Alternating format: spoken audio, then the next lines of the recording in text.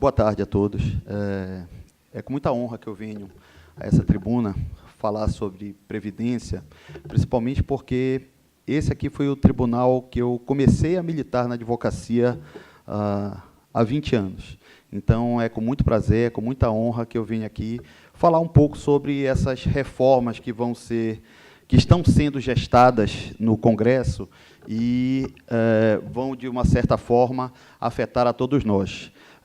A sistemática que eu utilizei aqui para essa apresentação foi nós fazermos um panorama das regras ou da sistemática que nós temos hoje para então entrarmos nas mudanças que foram propostas pelo governo federal, para nós termos uma dimensão daquilo que nós temos e do quanto nós vamos perder acaso sejam aprovadas essas novas regras. Vamos começar aqui, então. Fazendo uma introdução rápida do que nós vamos falar, e justamente por começar aqui por essas regras que nós temos hoje, eu vou tomar a liberdade de procurar acelerar um pouco nesse começo, para que nós possamos nos deter naquilo que efetivamente vai ser alterado. Pois bem, a Previdência Social está incluída dentro daquilo que a Constituição, ou dentro do capítulo que a Constituição define como de Seguridade Social.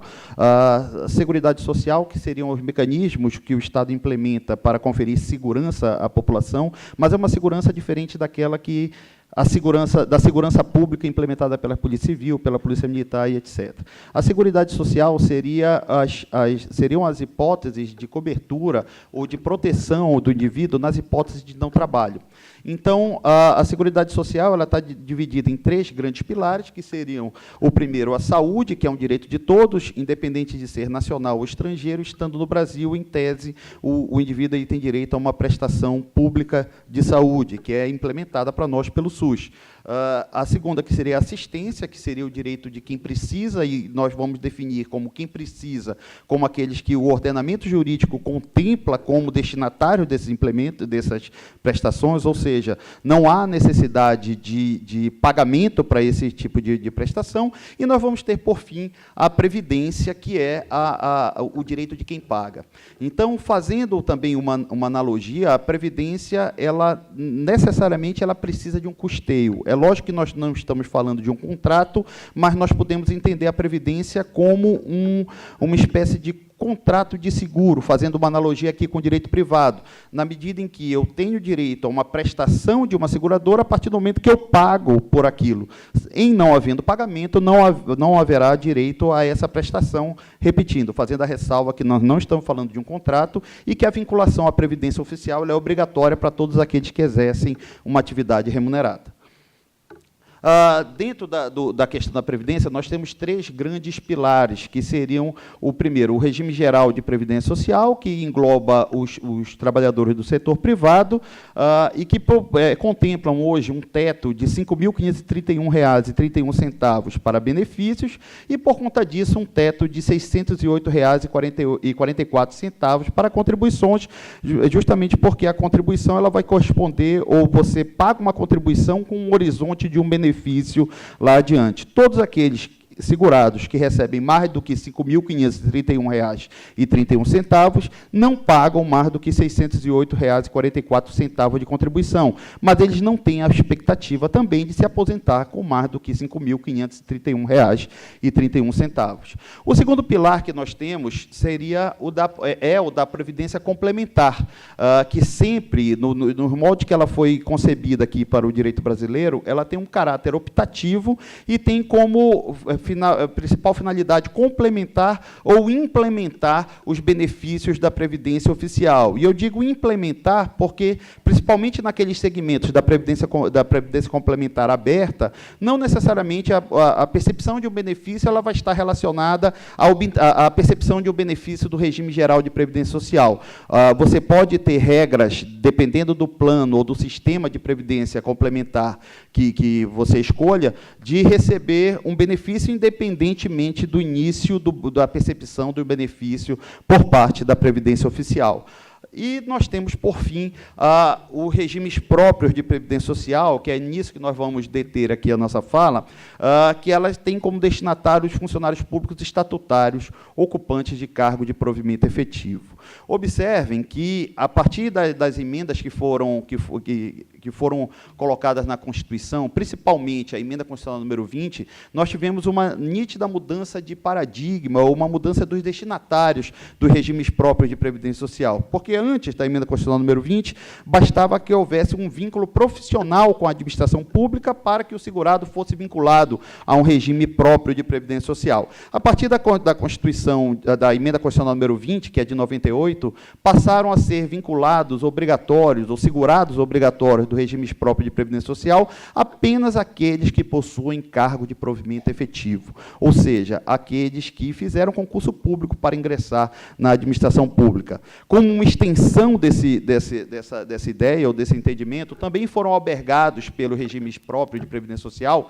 aqueles servidores que foram estabilizados pelo ato das disposições constitucionais transitórias, ou seja, aqueles que já estavam há pelo menos 5 anos com um vínculo, ocupando um cargo público, ainda que não tivessem feito concurso, passaram a ser também foram albergados pelo regime próprio de previdência social. Fora essas figuras, em tese, todos deveriam migrar para o regime geral de previdência social. E assim foi feito em relação aos temporários e também assim foi feito em relação aos servidores exclusivamente comissionados. Então, a partir da emenda constitucional número 20, os servidores comissionados, exclusivamente comissionados, e os servidores temporários, contratados sob um regime temporário de serviço pela administração, na forma como a própria Constituição autoriza e estabelece, esses segurados migraram automaticamente para o regime geral de previdência social. Observem que os regimes próprios de previdência social, eles não contemplam um teto de contribuições, pois eles preveem, ou pelo menos previam, a expectativa de que o segurado pudesse se aposentar com a remuneração do cargo de provimento efetivo. Também por conta dessas alterações que foram implementadas a partir da emenda constitucional número 20, houve uma mudança, houve uma alteração daquilo que se entende como remuneração do cargo de provimento efetivo para efeito de cálculo da contribuição previdenciária, ou seja, aquelas parcelas de natureza transitória, aquelas parcelas que estivessem relacionadas ao local de trabalho, dentre outras, passaram a ser excluídas da ideia de remuneração de cargo de provimento efetivo para efeito de cálculo da contribuição previdenciária. Nós temos também na Constituição uma competência legislativa concorrente de todos os entes federados para dispor sobre previdência, e a interpretação que se faz desse dispositivo do artigo 24, inciso 12 da Constituição, é justamente que os entes federados podem legislar sobre previdência social especificamente para os seus servidores, ou seja, o Estado do Pará, por exemplo, não pode dispor qualquer coisa a respeito do regime geral de previdência social, porque isso é competência privativa da União, mas ele tem a competência legislativa e legiferante para dispor sobre a previdência dos seus servidores. E nós temos uma competência tributária concorrente também prevista no artigo 149, parágrafo 1º da Constituição, que permite que os Estados estipulem e introduzam contribuições previdenciárias dos seus servidores. Já adentrando aqui nas regras para a percepção de benefícios previdenciários que hoje estão em vigor, nós temos no artigo 40 da Constituição Federal as seguintes formas de obtenção de benefício de aposentadoria: por invalidez permanente, que vai se dar com doença grave, contagiosa ou incurável capitulada em lei, ou moléstia profissional, aquela que incompatibilize, em definitivo, o servidor para o exercício de uma atividade remunerada, ou que incompatibilize o servidor para o exercício das atribuições do seu cargo de provimento efetivo. Nós temos a aposentadoria compulsória aos 75 anos de idade, que era 70, a partir da lei complementar número 152, ela foi estendida a todos os servidores, ampliando o alcance da emenda constitucional que dispôs da aposentadoria, que aumentou a idade para a aposentadoria compulsória apenas para os ministros dos tribunais superiores, do STF e membros do Tribunal de Contas da União.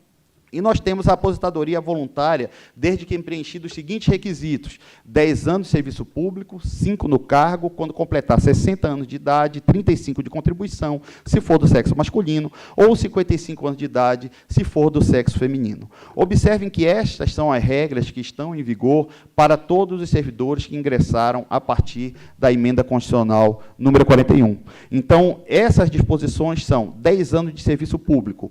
Para que eu possa me aposentar, eu preciso preencher 10 anos de serviço público, independentemente de qual ente da federação eu seja ou tenha sido vinculado. Então, nada impede que eu some 3 anos de vinculação de serviço público no Estado, mais 4 anos no município e 10 anos, mais 3 anos para fechar os 10 anos perante a União. 5 anos no cargo em que se pretende dar aposentadoria, ou seja, naqueles cargos que estão escalonados em carreira, há necessidade de que eu esteja pelo menos 5 anos no cargo em que eu quero me aposentar, ou se eu estiver no último nível da carreira, 5 anos no último nível de carreira, 60 anos de idade, o requisito objetivo, e 35 anos ou 30 anos de contribuição, é tempo de contribuição independentemente do regime ao qual o segurado esteja vinculado. A Constituição ela consagra o princípio da contagem recíproca de tempo de contribuição, e isso significa que eu posso somar os meus tempos de contribuição do regime geral com os do regime próprio para me aposentar, ou no regime geral, ou no regime próprio, aquele que me for mais benéfico, desde que esses tempos não sejam simultâneos. Aqui, no exemplo que nós temos aqui, vamos supor que o magistrado do TRT da 8ª Região, ele tenha 17 anos e meio, por exemplo, de tempo de contribuição como magistrado e 17 anos e meio de tempo de contribuição como professor. São hipóteses de acumulação, mas que não poderão ser somadas se esses tempos forem simultâneos, se esses tempos forem paralelos, né? Então, eu poderei somar desde que eles não sejam simultâneos.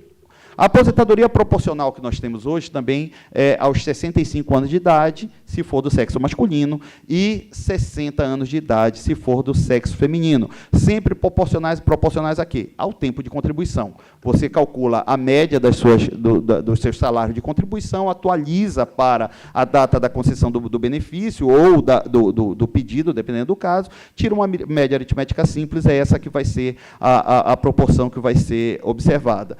E, especificamente em relação aos professores, nós podemos ter uma redução do requisito de idade e tempo de contribuição em 5 anos, desde que o professor comprove o exercício exclusivo de funções de magistério na educação infantil, no ensino fundamental e no ensino médio. Ensino universitário está fora dessa regra? Está fora dessa regra. Essa regra ela foi implementada com a emenda constitucional número 20. Então, aqueles servidores que antes da emenda constitucional número 20, eu não tinha a restrição do magistério de educação infantil, ensino fundamental e médio. Então, aquele tempo que foi prestado até a emenda constitucional número 20, que é de dezembro de 98, ele pode ser contado com um acréscimo de 17%. O posterior a essa data, infelizmente, não poderá ser contado. O artigo 100 do ADCT foi alterado também por recente alteração constitucional, no sentido de que aumentou a aposentadoria dos membros do Supremo Tribunal Federal, dos tribunais superiores e do Tribunal de Contas da União para os 75 anos de idade, e, como eu falei para vocês, essa disposição que era específica para esses agentes públicos, hoje ela já foi alterada para todos os servidores por conta da Lei Complementar número 152 de 2015. E nós temos as regras de transição que estão hoje em vigor. A primeira regra a primeira disposição da regra de transição, e isso foi contemplado em todas as reformas da Constituição, é a preservação do direito adquirido, né? Eu vou fazer, ao final, algumas observações sobre como esse direito adquirido tem sido, entre aspas, preservado na leitura que a administração está fazendo, mas, em tese, a disposição constitucional no sentido de contemplar o direito adquirido. Então, todos aqueles que conseguiram preencher os requisitos para a aposentadoria com base nas normas até então vigentes, permanecem com esses direitos assegurados. Existe uma súmula do Supremo, que nós vamos falar sobre ela mais lá na frente, que ela fala que o direito adquirido, a percepção de um benefício previdenciário, ela não se perfaz, ela não se concretiza no momento do gozo, e sim quando foram preenchidos os requisitos de elegibilidade que viabilizavam o início do gozo. Então, se eu Sérgio, servidor público, preenchi os requisitos para me aposentar, mas decidi aguardar a aposentadoria compulsória, hoje aos 75 anos, eu permaneço com o direito de me aposentar com as regras de aposentadoria, ou com as regras que estavam em vigor, lá atrás, quando eu preenchi, simultaneamente, todos os requisitos que me autorizavam a iniciar o gozo, ainda que eu tenha optado, como eu falei, por não iniciá-lo. A primeira regra de transição que nós temos é aos 53 anos, se for do sexo masculino, 48 anos, se for do sexo feminino, 5 anos de exercício de cargo, e tempo de contribuição mínimo de 35 ou 30 anos, dependendo se for homem ou se for mulher, acrescido de um pedágio que, na forma do que foi acrescido pela emenda constitucional número 41, era 20% do tempo que faltava para eu me aposentar na data da emenda constitucional número 20. Ou seja, hoje, essa primeira regra de transição, ela se aplica para todos aqueles que já estavam no serviço público na data da emenda constitucional número 20, como eu falei, que é de dezembro de 2008. Esses servidores vão poder se aposentar preenchidos esses requisitos e cumprido esse pedágio. Essa regra, nós vamos ver, ela está praticamente em desuso hoje, porque existem outras regras mais benéficas do que essa, que alcançam também os servidores que ingressaram no serviço público antes da emenda constitucional número 20. Eu tive a oportunidade de... Eu vou falar sobre isso mais adiante. Existe também, melhor dizendo, a segunda regra de transição é para os servidores públicos que ingressaram no serviço público até 31 de dezembro de 2003, que é a data da emenda constitucional número 41.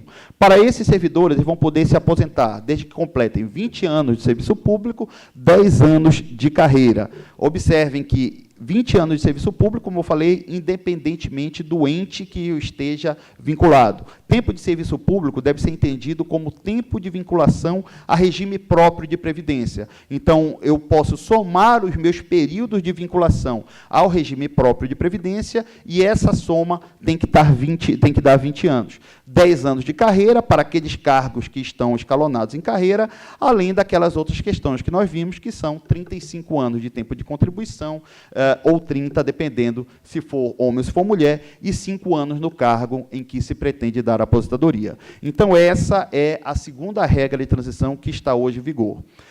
A terceira regra de transição, que ela veio com a emenda constitucional número 47, ela estabelece também para aqueles servidores que já estavam no serviço público até 31 de dezembro de 2003, 35 ou 30 anos de contribuição, dependendo se for do sexo masculino ou do sexo feminino, 25 anos de serviço público, 15 anos de carreira e 5 no cargo em que se pretende dar a aposentadoria.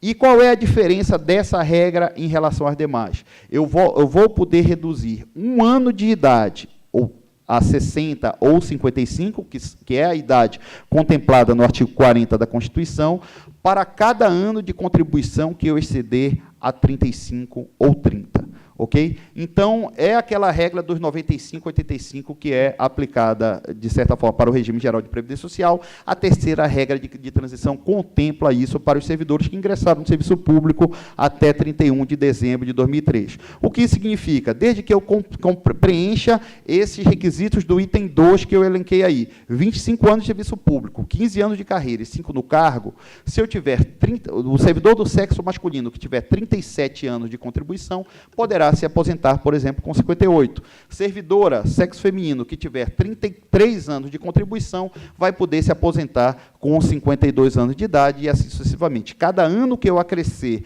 no tempo de contribuição, eu posso reduzir uma idade. E observem que essa disposição, ela contempla o caráter contributivo do sistema, na medida em que ela prestigia ou privilegia aquelas pessoas que se vincularam mais cedo à Previdência Social, o que faz parte de uma lógica do sistema previdenciário como um todo, e principalmente do sistema previdenciário brasileiro, que sempre contemplou, primeiro, o tempo de serviço, isso foi aperfeiçoado para o tempo de contribuição. Especificamente em relação à aposentadoria por invalidez, o servidor público que ingressou no serviço público até a data da publicação da emenda constitucional número 70, que ela é de 2012, e que venha se aposentar por invalidez permanente, na forma como previsto no inciso 1º do parágrafo 1º do artigo 40 da Constituição, tem direito à aposentadoria com proventos integrais, a remuneração do seu cargo de provimento efetivo. E as disposições do inciso 1º do parágrafo 1º do artigo 40 são justamente aquelas hipóteses de moléstia profissional ou doença grave, contagiosa ou incurável especificada em lei. Okay? Então, aquele servidor que ingressou até a data da emenda constitucional número 70, ele tem direito a se aposentar com proventos integrais, desde que ele tenha se aposentado por moléstia profissional ou doença grave, contagiosa ou incurável especificada em lei. Nós temos algumas disposições normativas que vão balizar a vinculação dos servidores a essas regras de transição. Nós temos, por exemplo, um parecer do hoje ministro do Supremo, na época ele era advogado-geral da União, o ministro Gilmar Mendes, que ele fala, é o parecer número 13, de 13 de dezembro de 2000, que ele fala que a vinculação a diferentes regimes de previdência, ou a diferentes regimes próprios de previdência, ele não importa, ele não implica na perda da condição de servidor público para a aferição ou para a aplicação das regras de transição, desde que a desvinculação de um cargo e a vinculação a outro tenha efeito imediato a partir de uma mesma data. Então, um servidor público, por exemplo, que era analista judiciário aqui do TRT, passou no concurso para juiz do trabalho, e a vinculação dele é pretérita a essas alterações constitucionais, ele não perde a condição de servidor e não perde o direito de ter aplicado a regra de transição se a exoneração dele do cargo de analista e a nomeação, posse e exercício do cargo de magistrado tenha efeito imediato a partir de uma mesma data. Okay? Não havendo solução de continuidade na vinculação a um regime próprio de previdência, o servidor não perde o direito à a aplicação da regra de transição. É lógico que, se houver 1 dia, 2 dias de hiato, 1 dia, 2 dias de lapso entre a desvinculação e a nova vinculação, aí ele perde, ainda que por 1 ou 2 dias, a condição de servidor e, necessariamente, ele vai ter que se vincular às novas regras. Ok? Especificamente em relação aos magistrados, nós temos a possibilidade de contagem do tempo de contribuição com um acréscimo de 17% do tempo que foi prestado até a emenda constitucional número 20. Mas isso é um direito especificamente para os magistrados do sexo masculino, porque antes da emenda constitucional número 20, a magistratura ou as disposições relativas à aposentadoria dos magistrados estavam vinculadas, estavam dispostas toda no artigo 93 da Constituição e na LOMAN. Então, a partir da emenda constitucional número 20, a magistratura, assim como o Ministério Público, passou a ser regida, a aposentadoria desses agentes públicos passou a ser regida também pelo artigo 40 da Constituição. Então, como houve uma diferença do tempo de contribuição, especificamente para os agentes do sexo masculino, houve essa compensação, ou foi deliberado sobre essa compensação com um acréscimo de 17% do tempo prestado até a data da emenda constitucional número 20. E essa questão já foi objeto de decisão pelo próprio CNJ, como eu coloquei nessa decisão que eu mencionei, que eu estou mencionando aí na exposição, que é o pedido de providência 512561 de 2009, onde foi contemplado o direito para os magistrados do sexo masculino acrescerem ao tempo que foi prestado antes, ou contarem o tempo que foi prestado antes da emenda constitucional número 20, com um acréscimo de 17%. Entretanto, o próprio CNJ, ele retirou a possibilidade de conceder esse mesmo acréscimo para a contagem de ATS ou outras vantagens que são relacionadas também ao tempo de serviço, porque isso contemplaria uma hipótese de contagem de tempo fictício, o que é vedado. Okay? Então, essa vantagem, ou esse acréscimo, ele conta apenas para o benefício de aposentadoria. Como conta para o benefício de aposentadoria, ele conta também para o abono de permanência, o direito do servidor, ou do magistrado, melhor dizendo, de receber o abono de permanência, mas não vai contar para outras vantagens que estejam relacionadas ao tempo de serviço. Hoje nós temos ainda a questão da paridade, que é a repercussão na inatividade de todos os direitos que sejam conferidos aos servidores ativos, e nós temos a integralidade, que é o direito do servidor de se aposentar com os mesmos proventos. O seu primeiro provento de inatividade vai corresponder à sua última remuneração da atividade. Esses direitos eles continuam contemplados para aqueles servidores que ingressaram antes da emenda constitucional número 41 de 2003. Depois da emenda constitucional, aqueles que ingressaram depois de dezembro de 2003, infelizmente, não têm direito nem à paridade e também não vão ter direito à integralidade, como nós vamos ver adiante. Existe uma PEC, um projeto de emenda constitucional, que está tramitando desde 2011 no Senado, que foi proposta pelo senador Roberto Requião, que ela tem como finalidade mudar ou fazer retornar as disposições sobre inatividade de magistrados e membros do Ministério Público ao artigo 93 da Constituição. Como essa PEC é anterior a essa que nós estamos discutindo agora, provavelmente elas vão tramitar em paralelo, mas, diante do cenário que nós temos hoje no Congresso, infelizmente, as perspectivas de prevalecer esse entendimento, infelizmente, eles hoje são reduzidos, como eu falei, diante do cenário que nós temos hoje no Congresso. Especificamente, então, em relação ainda a regras que nós temos hoje, nós temos a contribuição do inativo, incidente sobre tudo aquilo que excedeu o teto do regime geral de Previdência Social, que hoje está em R$ 5.531. A pensão por morte ela vai ser integral até R$ 5.531,31, repetindo, que é o teto do regime geral de Previdência Social. O que exceder esse valor terá uma redução de 30%, e a taxação para a Previdência vai incidir sobre tudo aquilo que exceder R$ 5.531,31. Nós temos algumas disposições também que foram alteradas em relação à pensão por morte, que estão na Lei 13.135, de 2015, mas ela não altera efetivamente o direito à percepção do benefício.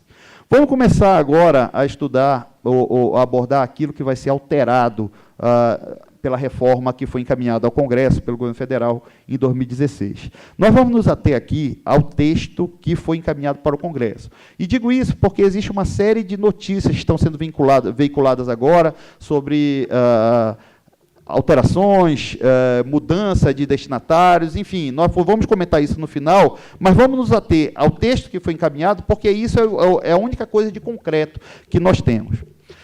O fundamento da reforma da Previdência seria um pretenso déficit previdenciário, que, em 2017, estaria estimado em cerca de 181 bilhões de reais. Essa alegação de déficit da Previdência, na realidade, ela é bastante controvertida. Esses são os números do governo, e foram os números que foram usados como parâmetro, ou como fundamento, para que se justificasse uma nova reforma da Previdência. E por que eu digo que esses números são controversos? Porque existe uma série de outras entidades, como a ANFIP, que é a Associação Nacional dos Técnicos de Previdência Social, dos Auditores de Previdência Social, a própria OAB, que contestam esses números. Na realidade, essas entidades, eles dizem que, ainda que a Previdência ela não seja superavitária, porque algumas entidades dizem que, de fato, ela o é, na realidade, esses números eles não levam em consideração todas as receitas que são capitalizadas para a Previdência Social, e embutem também despesas que foram contraídas e que não foram repostas por parte do governo federal. Essa história de déficit da Previdência, ou melhor dizendo, esse desfalque que se opera no déficit da Previdência, ele é muito antigo. Ele remonta até, por exemplo, à Constituição de Brasília, ou antes disso, onde foi o dinheiro para financiar a Constituição de Brasília foi tirada do Fundo da Previdência naquela época. Recentemente, nós tivemos a aprovação da DRU, da desvinculação da Receita da União, que todo ano permite também que o governo federal retire dinheiro que, em tese, deveria ser carimbado para a Previdência, para fazer frente a outras despesas, às outras contingências, sem a necessária obrigatoriedade de reposição disso aí. Então, eu digo que é muito fácil você dizer que o sistema é deficitário quando você retira um valor desse cofre, digamos assim, e não tem a obrigação de repor. Eu acho que, para mim, isso não é déficit. Isso você pode estar momentaneamente operando no negativo, mas isso não vai implicar no déficit. Déficit é você arrecadar menos do que você tem que gastar. E, efetivamente, com previdência,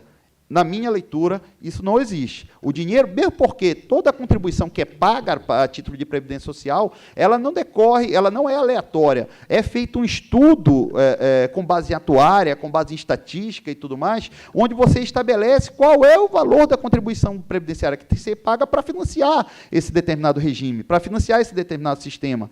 E isso sempre foi observado aqui no direito brasileiro. Existiu também uma boa parte do período em que esses regimes próprios de previdência social existiram, sem a necessidade de contribuição por parte do poder público, enquanto tomador de mão de obra, enquanto gestor de folha de pagamento, enquanto beneficiário da mão de obra humana, como ocorre, por exemplo, com as empresas. Hoje, as empresas elas pagam uma contribuição previdenciária em cima da sua folha de pagamento. Hoje, o poder público paga, mas isso é relativamente recente. Isso tem coisa de 15 anos, 16 anos. Então, durante um bom tempo, o sistema existiu, funcionou e se manteve sem a necessidade de pagamento dessa contribuição. Então, você não pode colocar como deficitário, ou pelo menos na minha leitura, você não pode colocar como deficitário ou deficiente um sistema que funcionou, digamos, entre aspas, capenga durante tanto tempo.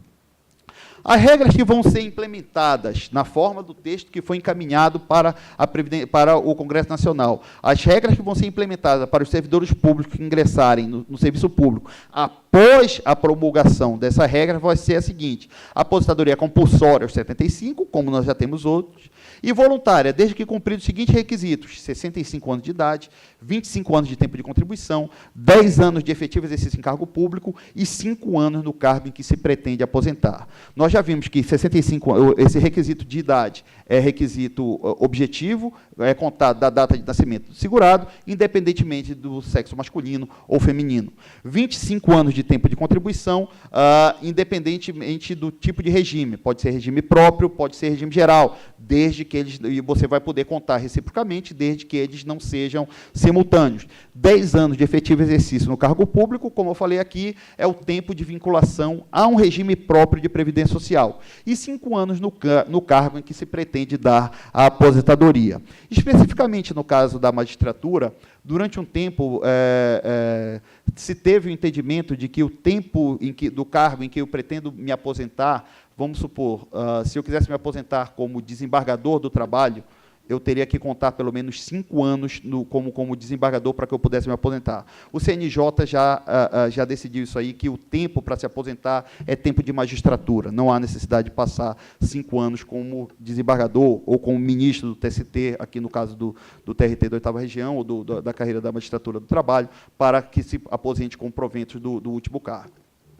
Os proventos de aposentadoria não poderão ser inferiores ao limite mínimo e nem superiores ao limite máximo estabelecidos para o regime geral de previdência social, e nós temos hoje esses limites, como nós falamos já há pouco, R$ 937,00 e R$ 5.531,31. Então, os servidores que ingressarem depois dessa emenda, se ela for aprovada na forma como foi encaminhada, eles não vão receber menos do que R$ 937,00, que é o salário mínimo, e nem poderão se aposentar com mais do que R$ 5.531. A regra para a aposentadoria voluntária e por incapacidade, elas vão se dar vai se dar da seguinte forma: 51% da média, acrescido de 1% para cada ano de tempo de contribuição que for considerado para a concessão do benefício. Observem bem, a renda mensal inicial do benefício da aposentadoria voluntária ou aposentadoria por incapacidade se dará 51% da média, mais 1% de cada ano de tempo de contribuição que for considerado para a concessão desse benefício especificamente. Eu fiz uma simulação aqui de R$ 2.000 de média com 30 anos de contribuição. O valor do benefício seria R$ 1.620. A aposentadoria compulsória aos 75 anos de tempo de contribuição, você vai pegar o tempo de contribuição, dividir por 25 e multiplicar isso pelo resultado da aposentadoria voluntária ou por incapacidade. Também fiz uma simulação aqui com R$2.000 de média e 20 anos de tempo de contribuição, e você teria um benefício de R$1.136. Observem que nós não estamos falando mais de integralidade para os benefícios para aqueles que ingressarem a partir da promulgação dessa emenda constitucional, acaso seja aprovado o texto que foi encaminhado. Os segurados serão aposentados com base na média, não mais com base na integralidade. Então, nós não estamos mais falando de paridade, nós não estamos mais falando de paridade nem integralidade. Os proventos de aposentadoria por incapacidade permanente para o trabalho, quando decorrentes exclusivamente de acidente de trabalho, corresponderão a 100% da média das remunerações com base para as contribuições do regime de previdência. Observem que, ainda que eu cogite de uma aposentadoria por incapacidade decorrente de acidente de trabalho, eu vou ter 100% da média, eu não vou ter 100%, ou melhor dizendo, não vou ter a integralidade. Repetindo, a média, você vai pegar os 180, ou melhor dizendo, você vai pegar as maiores contribuições de julho de 94 até a data da aposentadoria, até a data da concessão do benefício, vai atualizar esses valores para essa data e tirar uma média aritmética simples. Nesse período, você pode oscilar, você pode ter uma vinculação a mais de um regime, você pode ter ocupado cargos distintos, então, necessariamente, ou melhor dizendo, na melhor das hipóteses, você vai ter um valor próximo daquilo que você recebia, mas isso não vai ser integralidade, sempre vai ser média. E o mais preocupante, foi retirada a exclusão da doença grave, contagiosa e incurável, especificada em lei, bem como da taxação do inativo sobre o que exceder do dobro do regime geral de previdência social. Então, observem que a doença grave, contagiosa e incurável, especificada em lei, que seja incapacitante para o trabalho, você vai se aposentar com base na regra que nós vimos ainda há pouco, tempo de contribuição dividido por 25, multiplicado pelo benefício, pelo valor da aposentadoria voluntária. Okay? E também você vai deixar de taxar a contribuição previdenciária ou taxar o inativo sobre o que exceder do dobro do regime geral de previdência social. Então, vai ser a mesma situação para todo e qualquer inativo do regime próprio de previdência. A aposentadoria especial, ela vai ser específica para servidores com deficiência, assim entendido aqueles como pessoas com deficiência, ou seja, aquelas pessoas que são definidas em lei como pessoas com deficiência. Servidores cujas atividades sejam exercidas sob condições especiais, que efetivamente prejudiquem a saúde, vedada a caracterização por categoria profissional ou ocupação, só que essa redução que vai ser implementada, ela não vai poder importar, melhor dizendo, mais do que 10 anos no requisito de idade e 5 anos no tempo de contribuição. Qual é o regramento que nós temos hoje para a aposentadoria especial? É o mesmo do regime geral de previdência social. A Constituição de 88, em 88 se previu a aposentadoria especial para servidores públicos, só de que de 88 até 2017 isso não foi legislado. Nós não temos nenhum regramento a respeito de aposentadoria especial do serviço público. Por conta de diversos mandados de junção que foram impetrados no Supremo Tribunal Federal, para que houvesse a regulamentação a esse dispositivo, o Supremo Tribunal Federal baixou uma súmula vinculante, editou uma súmula vinculante, melhor dizendo, e estabeleceu que até que haja esse normativo, até que haja essa normatização, as regras que vão ser aplicadas vão ser as mesmas do regime geral de previdência social, onde você considera ou calcula de forma ponderada o tempo de contribuição que foi prestado ou que foi desenvolvido diante de uma condição que prejudique a saúde, prejudique a integridade física ou coisa desse gênero. A partir também da aprovação desse texto, se ele for aprovado na forma como ele foi encaminhado, não vai ser possível mais acumular benefícios da seguinte forma, seja do regime próprio, seja decorrente de regime militar ou do regime geral de previdência social. Duas aposentadorias de regime próprio, salvo naquelas situações em que os cargos sejam acumuláveis. Vou colocar aqui um exemplo para você, aí você pode falar, mas, Sérgio, eu já posso acumular só se o cargo for acumulável. Se ele não for acumulável, não é bem assim. Nós temos hoje nós podemos, sim, acumular 2 benefícios de aposentadoria para 2 cargos acumuláveis, por exemplo, cargo de magistrado ou cargo de analista com cargo de professor, desde que haja compatibilidade de horários, nós podemos, mas a partir da aprovação ou da promulgação dessa emenda constitucional, nós não vamos mais poder acumular, por exemplo, um servidor que, vamos supor, se aposentou como analista judiciário e resolveu fazer concurso, por exemplo, para o Ministério Público do Trabalho. No curso da atividade dele como procurador do trabalho, ele sofreu um acidente em serviço.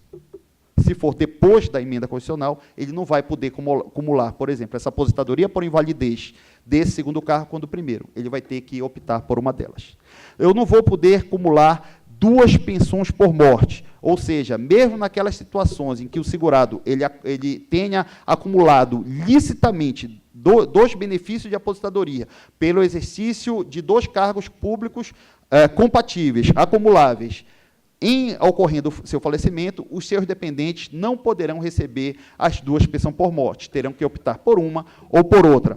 E também não vão poder receber um benefício de aposentadoria com um benefício de pensão por morte. Então, vamos supor que eu tenho um casal em que os 2 exercem atividade remunerada, em havendo falecimento de um dos 2, não vai poder receber a aposentadoria mais o benefício de pensão por morte que, eventualmente, seu cônjuge tenha deixado.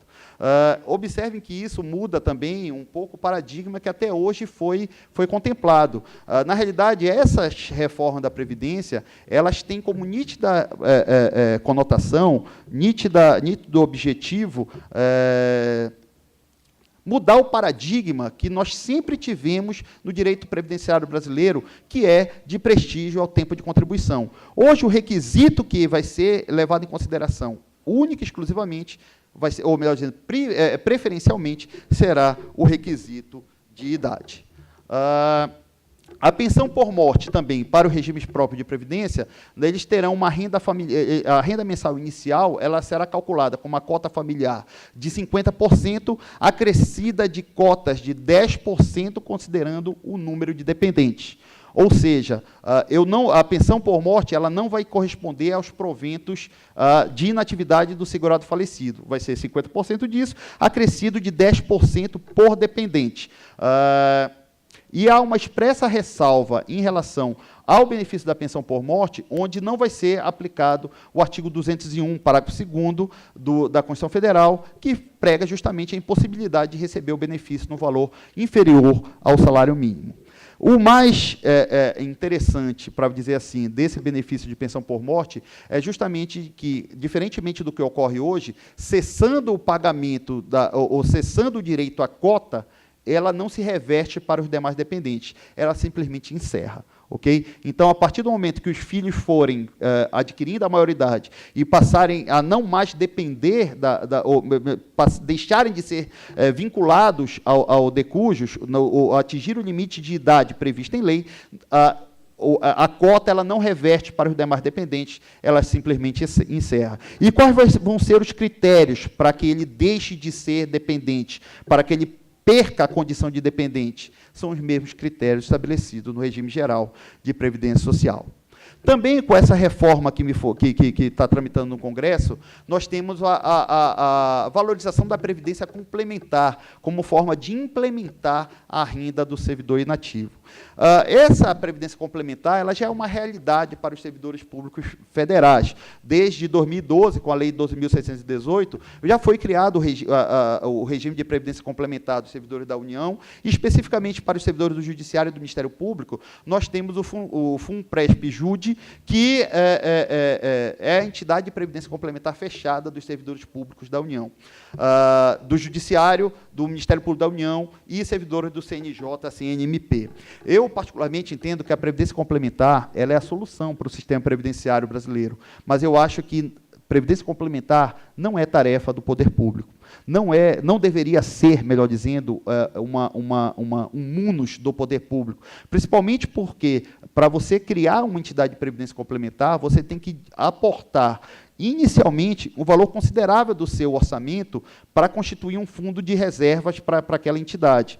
Num estado tão carente, ou num país tão carente que nós temos de políticas públicas, estou falando de segurança, de saúde, de uma série de coisas, você colocar à disposição do servidor esse tipo de prestação previdenciária, principalmente quando nós já temos no mercado um sem número de entidades que prestam esse serviço, hoje em dia, até com um grau de confiança maior do que, infelizmente, nós, servidores, temos no poder público, eu acho muito complicado você colocar mais esse mundo para o Estado. Vamos pensar aqui numa situação como que hoje está acontecendo no Estado do Rio de Janeiro. Vamos supor que o governo do Estado do Rio de Janeiro resolvesse implementar ou criar uma entidade de previdência complementar para os servidores públicos estaduais do Rio de Janeiro. É complicado você querer fazer com que um servidor coloque as suas economias ali, ou coloque parte dos seus proventos para garantir a sua inatividade lá na frente, com um estado de calamidade financeira que, como hoje, se encontra o Estado do Rio de Janeiro e se encontram vários outros estados da União. Aqui, no caso da União, como eu falei, já foram criadas essas entidades de previdência complementar. O aporte inicial que foi feito lá em 2012 para a criação de todas essas entidades foi de cerca de 100 milhões de reais, além das contribuições que, efetivamente, a União vai ter que pagar para manter esse sistema, manter esse regime. Então, como eu falei, quando você tem outras opções no mercado, até de financeiro, de seguros, que lhe dão esse tipo de serviço, não que o sistema financeiro, o sistema de seguro seja um primor de confiança, mas existem essas opções. Enfim, a partir também da promulgação dessa emenda constitucional, nós vamos ter a centralização de todas as informações de previdência social em uma única entidade gestora. Todos os servidores públicos de um determinado ente federado deverão ter consolidadas as suas informações numa única entidade gestora. Eu não poderei... Isso na União já é praticado. Isso é um dispositivo que vai se aplicar principalmente para os municípios e principalmente para os estados, onde você tem várias entidades gestoras do sistema de previdenciário.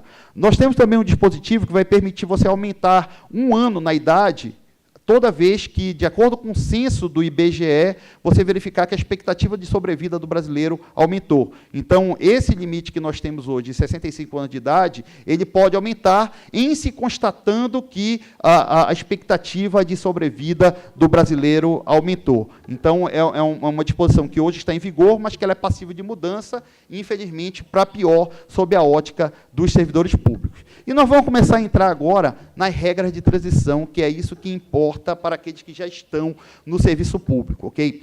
As regras de transição, na forma como elas forem encaminhadas para o Congresso Nacional, elas vão ser aplicadas para todos os servidores que alcançaram 50 anos ou 45 anos de idade, dependendo se for homem ou se for mulher. E essa é a primeira observação que eu queria falar aqui para vocês. Por que 50 e por que 45? Não se sabe. Não se sabe. Provavelmente, isso eles estavam discutindo lá e falaram, olha, bora colocar 53. Não, 53 vai ser muito, coloca 48. Não, nem eu nem tu, bora 50. E é assim que passou. Porque você não tem um estudo técnico, um elemento que leve à conclusão de que uma pessoa com 50 anos, para essas regras, ou na forma do sistema previdenciário brasileiro, ele precisa ser alcançado por essa regra de transição. E 50 ou 45, dependendo se for do sexo masculino ou feminino. E isso dá margem a uma injustiça muito grande. Você vai ter um sem número de servidores, por exemplo, que vão estar com 44, servidoras sexo feminino, com 44 anos, 11 meses. Vem a emenda constitucional. Não, a você não se aplica. Mas, olha, eu tenho aqui 45 anos em um dia. Perfeito, você foi contemplada pela regra de transição. E isso não tem lógica nenhuma. Isso não há um estudo de atuária, não há um estudo financeiro, não há um estudo de viabilidade do sistema que justifique essa regra de transição ou que justifique a posição dessa regra de 50 ou 45 anos. Então, essa primeira regra que nós vamos colocar aqui, ela vai se aplicar apenas para os servidores, que a data da promulgação da emenda constitucional já tenham completados 50 anos de idade se for do sexo masculino ou 45 anos de idade se for do sexo feminino. Então, Completou, se aplica a regra de transição. Ele vai poder se aposentar com 60 anos de idade, ou 55, se for do sexo masculino ou feminino, 35 ou 30 anos de tempo de contribuição, nós já vimos também como é contado esse tempo de contribuição, 20 anos de efetivo exercício do serviço público, nós já vimos também como é contado esse tempo de serviço público, e 5 anos de efetivo exercício no cargo em que se pretende dar a aposentadoria, nós já vimos também como isso vai ser calculado. A par de tudo isso, vai se ter um período adicional de contribuição correspondente a 50% do tempo que faltava para completar os requisitos na data da promulgação da emenda. Então, completou todos os requisitos do primeiro ao quarto, você retroage